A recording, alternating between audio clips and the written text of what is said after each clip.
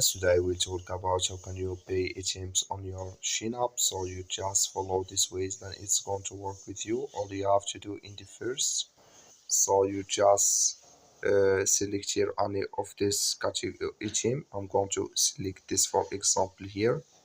So then you just click here on add to cart.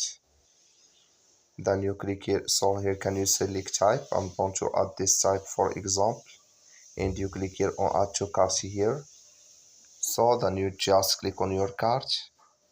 Sorry, you click on your cart, that it's going to show for you like this. So then you just click on this sign, you click here on payer here, you scrolling down here, then you will find payer, click on it. Then here it's going to take you to this list, add your shipping address here.